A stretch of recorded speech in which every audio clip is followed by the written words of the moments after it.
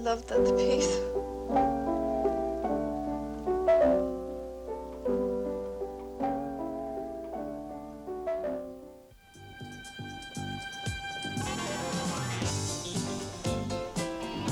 Scenes from some of the best movies of 1982, which we'll be talking about on the special edition of At the Movies.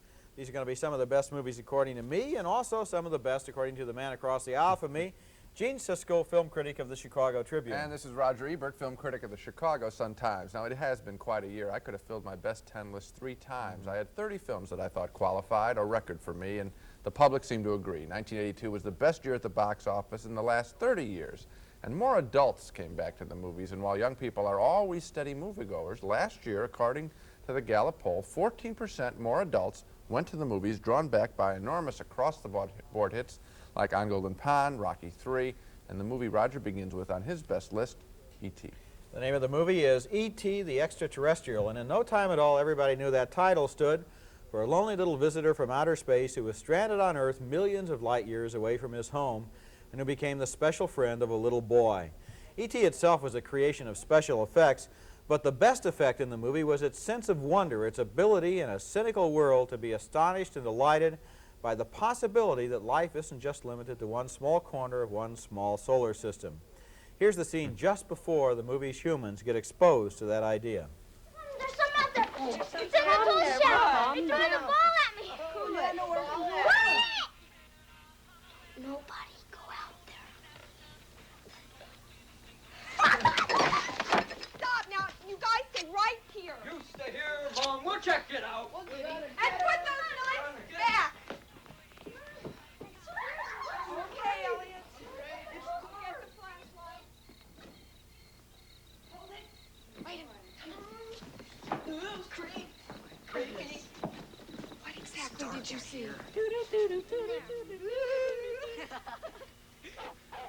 That's scary. There's nothing in here. The gate's open. Look at these.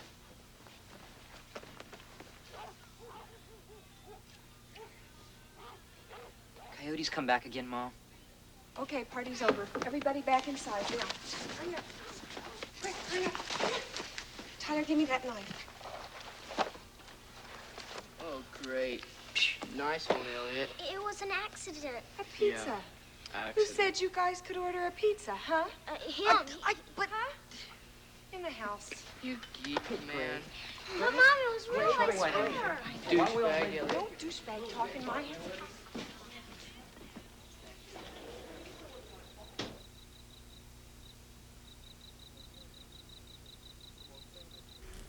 It's the most famous entrance in the year's movies. Later on, of course, that small boy becomes the good friend of the small extraterrestrial. And if there was one element that really made E.T. work as a great entertainment, I'd say it was the imagination and accuracy with which it got inside that little boy's mind. E.T. wasn't a science fiction movie so much as it was a memory of the fierce attachment and loyalty that kids have for pets and for playmates, and if the opportunity presents itself even for alien beings. By the end of the year, E.T. was being written about as the biggest box office bestseller of all time and as a merchandising phenomenon, but E.T. was also a real good movie, and I put it third on my list of the top 10. That's where it is on my list, too, and I think you're quite right. A boy and his dog story is the key to understanding this. And Boy and his alien. right. And I also think, you know, people want to know, what does the Steven Spielberg, the director of this film, have that makes him so special? And I think he understands one thing very well, the drama of setting your world in the beginning of a picture, quite real, low-key. You see it in Jaws, you see it in Close Encounters, his pictures. You see it here again. You see it in Poltergeist, too. Suburbia, ordinary people, the details are right, what's in the refrigerator, the right products, what the kids say is all right, and then you can accept something wild happening. Ordinary life surrounded by the unknown. And the opening, in the scene that we just saw here, for example, the foreground, near us says, is all dark. Right. Then you have that kitchen table with the light over it. Right. Not that the whole kitchen is lit up and nice and warm and safe, but that just outside the family circle is this whole universe of possibilities. Anything can happen, and we look forward to something wild happening. My first selection of the year's best turns out to be number 7 on my list, and it's personal best, the story of a young woman growing up in the world of Olympic track and field competition and learning the meaning of love and friendship and competition. Personal Best got a lot of attention last February when it was released because of its sexual frankness.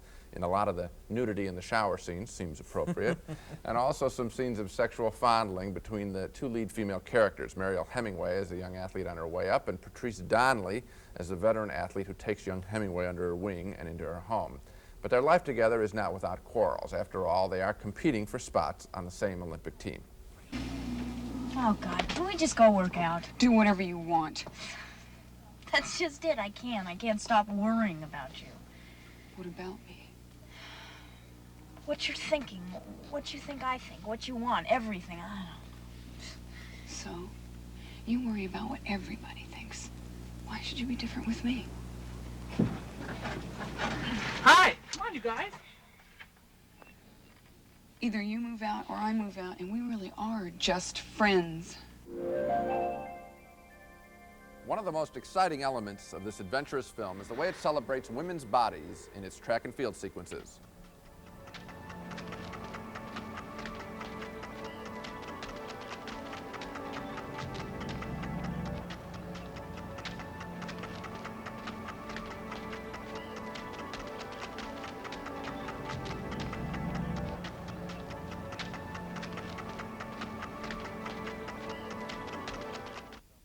Personal Best is the first film directed by Robert Towne, one of Hollywood's finest screenwriters. Chinatown, Shampoo, and The Last Detail are his great scripts. I guess what I like most about this film, and I think this is true of all of the pictures on my list, is the degree of risk-taking that this picture has. We feel like we're on slightly dangerous ground in Personal Best, entering into the lives of people dedicated to their bodies. Personal Best was personal and was intimate. I've seen it twice. I'd like to see it again soon. I liked it even a little bit more than you did. I put it 5th on my Wow. list. And one of the things I liked about it, I was reminded again looking at this scene, was the ferocious intensity of the emotions in this film. There's so much phony emotion on television in a lot of movies where it's all this conflict involving violence between cops and robbers and so forth. Here the intensity was they were fighting against themselves, fighting against excellence and against their own idea of perfection and their own personal best. And then, of course, the love relationship. I think that very these real. two performers, though, get a lot of credit, too. Patrice Donnelly, Mariel Hemingway, two very natural, low-key people. I hope they both keep making a lot of movies. I'd like to see Patrice Donnelly's next film. Okay. Next at the movies, the French thriller that became one of the most popular foreign films in U.S. box office history. The RCA video disc player. No other video product in history has sold more in its first year. Just look at why.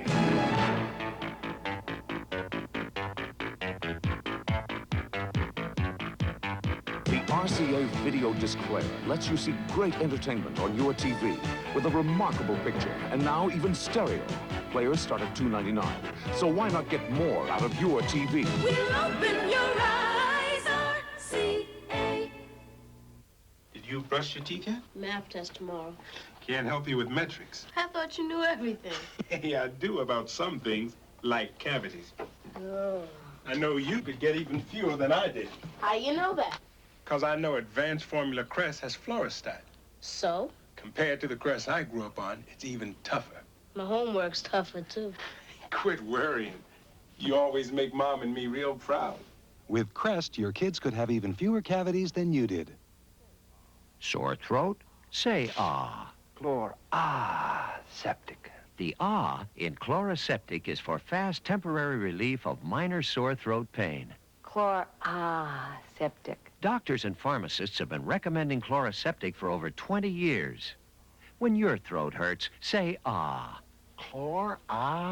Septic. Liquid, lozenges, and children's Chloraseptic. Fast relief for sore throat pain. Glad has come up with a way to really handle kitchen garbage. With these tall kitchen garbage bags with handles built right in. Glad handle tie bags. This tough puncture-resistant bag has handles that you can tie in a knot, so no more twist ties. And the handles make it easy to lift and carry. Get a handle on your garbage with Glad handle tie bags. Yes, we're #1. We're tough, and we're glad. When an unknown French director named Jean-Jacques Benex opened his first movie a couple years ago in Paris, not many people went to see it, and not many critics liked it very much, because who was this guy anyway? But the French movie that the French didn't like became one of the most popular foreign films in U.S. history, and its name was Diva. We have a sequence here showing the film's technical mastery in a chase scene through the Paris metro system.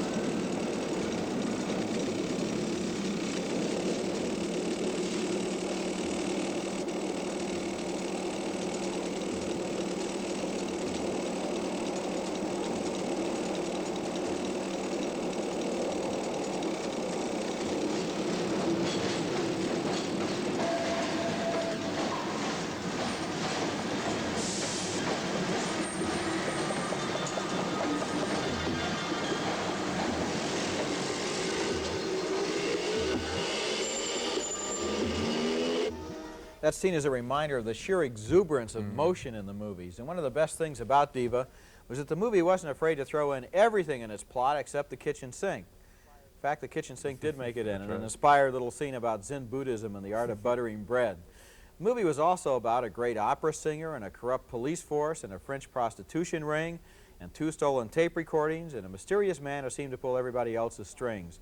Diva was a movie of great style and energy and good humor, and I put it second on my list. And it was number 4 on mine, so we both really liked it a lot. And I think the exuberance is the key here. I mean, you came into this, I didn't know anything about this movie when I saw it, and I came in there, and it's alive. And I think it has to do with the director. First-time directors will really throw everything in. He was just right out of the gate. This guy had been the assistant director for the last 10 years for everybody from Claude Chabrol to Jerry Lewis. Right. And all that time he must have been thinking, what will I do when I get my hands on a movie? Just storing away scenes and camera angles. And, you know, great characters. It had 2 chases, not just one. Most movies are about one thing and one character. This had 2 great chases going on at the same time. Lots of subordinate characters, supporting characters that were interesting. 2 parallel criminal plots. Great. Just loved it. Yeah. Well, my next choice is Tootsie, which finished number 2 on my list because Tootsie is a great piece of American commercial movie making. It's a good, intricate story, a big star, and a memorable performance, lots of laughs, and we also walk out of the theater happier and a little wiser. You probably know the story by now. Dustin Hoffman plays an out-of-work actor, so desperate for a job. He dresses up as a woman and, without telling anyone, pretends to be an actress and auditions for a role on a woman's soap opera. Okay, Miss Michaels, we're going to do a little camera test now. Yes. Let me have a right profile, camera 1. Camera 3, give me a left profile. What side? Left side. Which way? For your left. What? Is that my left or your left? Wait a minute. What are you talking about? My left? Your left. Miss Michaels, nobody's talking to you. Oh, I'm sorry. I thought you wanted my profile. Not so close on camera 3. Camera 3, back off. I'd like to make her look a little more attractive. How far can you pull back? How do you feel about Cleveland? Very good line. And nice direction there, because you see, by showing all the television monitors, it gives us a chance to inspect Hoffman as this character. It's really good movie making by Sidney Pollack. Well, Hoffman as Miss Michaels does get the job, and doing so, I think he really reveals to us the exquisite pain that young actors suffer just to get work, any kind of work. The script also reminds us a thing or two about sexual role-playing, and above all, Tootsie is great fun. I suppose I'd rather laugh at the movies than just about anything else, and Tootsie made me laugh the most in 1982. I think Hoffman did something in this movie that not many actors could have done. Not only did he make a character that we identified with to begin with, the young actor who's out of work, but he makes this woman into another character, not the first character in drag, but a second character, a woman. And then also, of course, because he is able to move in this disguise through the world, as you pointed out, we get all of the insights into what the woman's world looks like to a man. It's interesting. You know, a lot of people want this character to come back, and they're talking to Hoffman about making it a sequel. He had a great line. He says, well, I suppose in the next one I could conceive. You know? Great. Coming up next, my choice and Gene's choice for the best movies of 1982, and I don't think we agree. And now for number 1. My choice for the best movie of 1982 is Sophie's Choice, an ambitious and emotionally charged film that took a real chance by dealing with 2 different tragedies in 2 different countries at 2 different times. The character who connects the 2 tragedies is a Polish Catholic woman named Sophie who lost her family in the Nazi concentration camps and who in this scene has escaped from those camps and somehow made her way to a Brooklyn rooming home where she falls in love with a brilliant madman and utterly fascinates the young southerner downstairs who wants to be a great novelist. Yeah. When I was a little girl, I remember I lay in bed and I hear my mother downstairs playing the piano and the sound of my father's typewriter. I think no child has a more wonderful father and mother.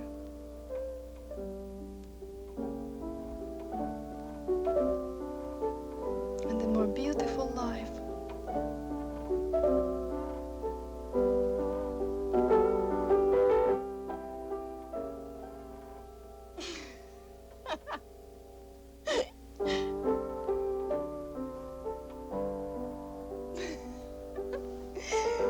Salami, you know that song, right?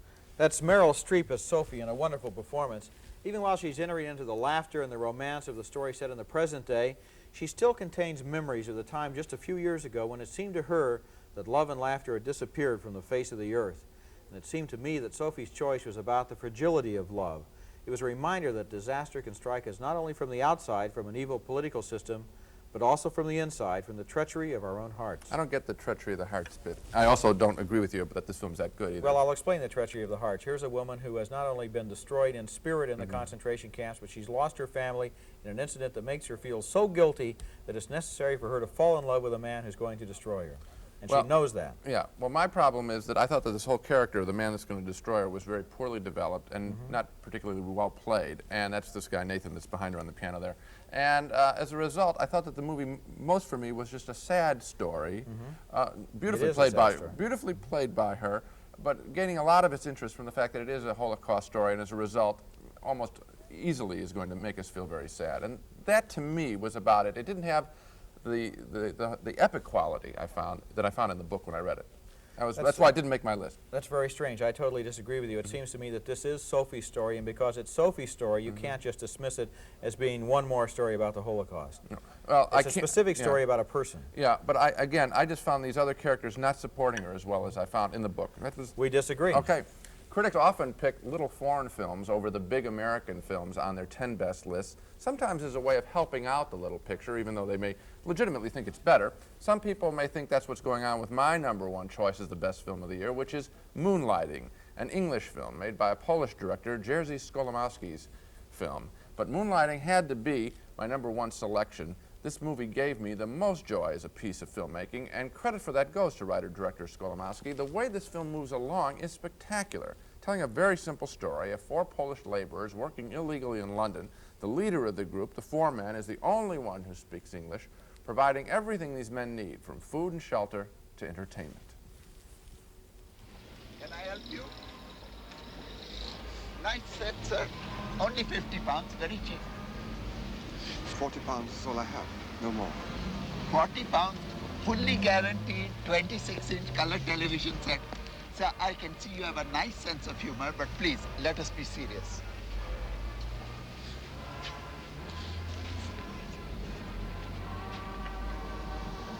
£40 without the guarantee. Cash.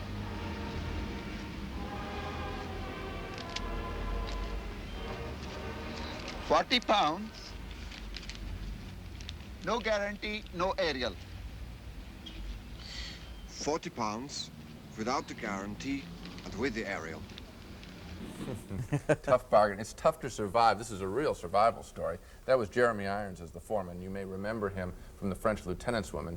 Moonlighting can be enjoyed simply as an adventure film with these men at work under a tough boss who is trying to survive the best he can, stealing food out of the supermarket for his workers and for himself. And it also can be enjoyed as a political statement about the way being a boss is intoxicating and how all political societies control workers, capitalist societies with money, communist societies with outright fear. I felt sorry for the worker in this movie, but I also felt overjoyed at the filmmaking of their story.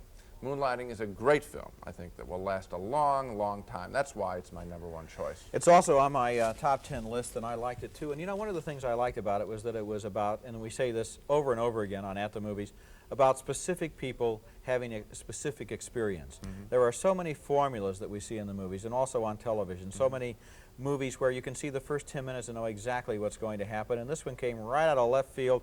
that opening scene, you don't know what it means, know. and then it goes right on from And there. they're building a house. All the while that these characters are they're building a house. And the next time I go to London, this is how much I love this movie. You're gonna go I look got for to it. find that house, and I want to walk around inside of it because this movie literally created a whole world. Are you going to shoplift a frozen turkey down the street of the supermarket? I think I'll skip that part of the movie, all right? Next, we'll come back and look at both of our complete lists of the 10 best movies of 1982. Look at me. Do you like what you see? Good.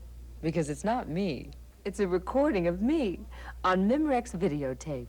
This remarkable tape has been recorded and re-recorded 100 times, but I bet you still couldn't tell if it was Memorex or me, which really isn't me. It's Memorex. Memorex videotape. Even after 100 recordings, you'll wonder, is it live or is it Memorex? Okay, we've looked at some of the year's best films, some on Gene's list, some on mine, some on both of our lists. But one thing that Gene and I do not do is collaborate on a single list of the year's best films. No way. Gene has his opinion, I have mine. Gene, why don't you go first? Okay, I'll start from the bottom of my list and work up. In the number 10 spot, Taylor Hackford's An Officer and a Gentleman with Richard Gere, Louis Gossett Jr., and Deborah Winger. Number 9, Das Boot from West Germany, the World War II submarine adventure story. Number 8, Francesco Rossi's Three Brothers from Italy, a study of the fragmentation of modern society by studying three brothers mourning the death of their mother. Robert Towne's personal best is number 7. I like the movie's definition of competitive excellence, trying to do the best one can each day. Number 6, Rainer Werner Fassbinder's Lola, a modernization of the Blue Angel story set in 1950s Germany. Number 5, Istvan Sabo's Mephisto, about an actor selling his soul for fame in Nazi Germany. Number 4, Jean-Jacques Benet's brilliant French film debut, Diva. Number 3, E.T. Enough said, it's on its way to becoming the top-grossing film of all time. Number 2, Sidney Pollack's Tootsie, more than the year's funniest film. It's a sly comment on sexual role-playing, as well as a celebration of the pains and pleasures of being an actor. And number 1, the best film of 1982, according to me, Jerzy Skolimowski's Moonlighting. 4 workers from Poland building a house in a film that builds a strong case against oppression of workers. Deeply moving, and at the same time, great joy in the filmmaking. Well, starting with my number 10 film on my list, I chose Wasn't That a Time?, the joyous documentary about a reunion by the legendary folk quartet, the Weavers. Number 9, Sidney Lumet's The Verdict, with a great performance by Paul Newman as an alcoholic lawyer trying to regain his self-respect. In 8th place, Moonlighting, the movie about Polish laborers stranded in London. My 7th place movie, Mephisto, had a brilliant performance by Klaus Maria Brandauer. 6th place, Das Boot, the claustrophobic German thriller set on the submarine. Number 5, Personal Best, the movie about 2 women athletes. Number 4, a double selection, Werner Herzog's Fitzcarraldo, a film about a mad dreamer obsessed with the notion dragging a steamship over dry land, and then Les Blanc's documentary Burden of Dreams about Herzog's film and Herzog's own obsession with doing the same thing. In 3rd place, Steven Spielberg's E.T. about the year's unlikeliest playmate. My 2nd place movie was Diva, the stylish French thriller about opera, prostitution, and Zen Buddhism. And in 1st place, my choice for the best film of 1982, Alan Pakula's Sophie's Choice, starring Meryl Streep, Kevin Kline, and Peter MacNicol in a battle between romance and self-destruction. That's it for the year's best movies. Join us next week when we'll look at the other side of the coin, the stinkers of the year, films we'd like to give one last kick to. That's next week, and until then, we'll see you at the movies. Promotional considerations paid for by Ward Johnston, Johnson Wax, and Super Pop Popcorn. Hooray for Raisinets. Now you can enjoy one of the all-time favorite movie candies at home. Goobers and Snow Caps, too. Hooray for Raisinets. Glade Aerosol, the air freshener that instantly makes your home fresh. One spray and you'll know the difference Glade made. Super Pop Popcorn, a tender, delicious, nutritious snack at an economical price. Super Pop Popcorn, it's the one snack you can't eat alone. Super Pop.